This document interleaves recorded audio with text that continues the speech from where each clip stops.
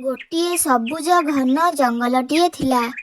ସେହି ଜଙ୍ଗଲରେ ଜଣେ ସାଧୁ ବାବା ଗୋଟିଏ ଯାଦୁର ମାଟିହାଣ୍ଡିଟିଏ ଛାଡ଼ି ଦେଇ ଚାଲିଗଲେ।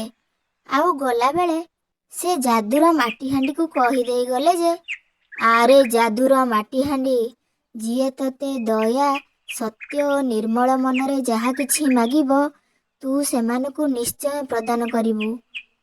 ଏମିତି କହି ସାଧୁ ବାବା ସେଠାରୁ ଚାଲିଗଲେ। ସେହି ଜଙ୍ଗଲରେ ଏକ ଛୋଟ ସୁନ୍ଦର ବୁଦ୍ଧିମାନ ଚଢ଼େଇ ରହୁଥିଲା। ତାର ନାମ ଥିଲା ରାନୁ। ରାନୁ ପ୍ରତିଦିନ ଜଙ୍ଗଲରେ ଘୁରି ଦେଖୁଥିଲା କିଏ ଭଲ କାମ କରୁଛି ଆଉ କିଏ ଖରାପ କାମ କରୁଛି।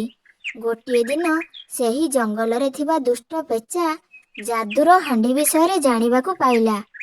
ସେ ଭାବିଲା, ଆରେ ଯଦି ମୁଁ ଏ ଯାଦୁର ମାଟିହାଣ୍ଡିକୁ ନେଇଯାଏ ତେବେ ମୁଁ ଏ ଜଙ୍ଗଲର ସବୁଠାରୁ ଧନୀ ପକ୍ଷୀ ହୋଇଯିବି। ରାତିରେ ସେ ଯାଦୁର ହାଣ୍ଡି ପାଖକୁ ଲୁଚି ଲୁଚି ଗଲା ଆଉ କହିଲା, ଆରେ ଯାଦୁର ମାଟିହାଣ୍ଡି, ତୁ ମୋ ସାଙ୍ଗରେ ଚାଲ।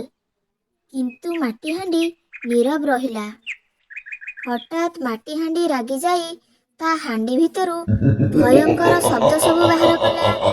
ରାନୁ ଚଢ଼େଇ ଏସବୁ ଗଛରେ ଥାଇ ଦେଖୁଥିଲା। ଦୁଷ୍ଟ ପେଚା ଡରିଯାଇ ସେ ଜାଗା ଛାଡ଼ି ଚାଲିଗଲା।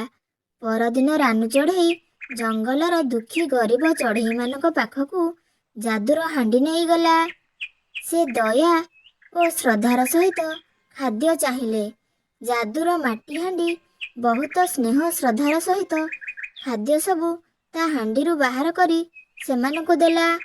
ଏମିତି ରାନୁ ଚଢ଼େଇ ପ୍ରତ୍ୟେକ ଦିନ ଗରିବ ଚଢ଼େଇମାନଙ୍କ ପାଖକୁ ଯାଦୁର ହାଣ୍ଡି ନେଇଯାଏ ଓ ସେମାନଙ୍କ ସବୁ ଇଚ୍ଛା ଯାଦୁର ମାଟିହାଣ୍ଡି ପୂରା କରେ।